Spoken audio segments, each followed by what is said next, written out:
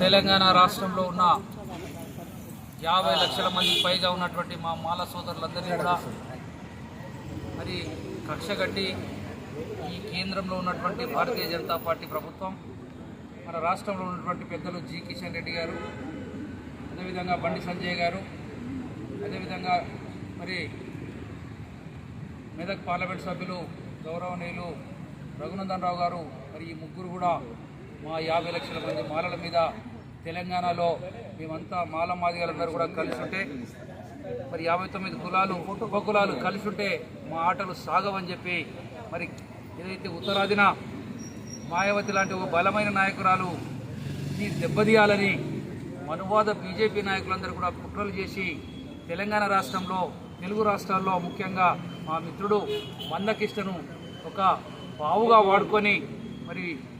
ఈ తెలంగాణలో తెలుగు రాష్ట్ర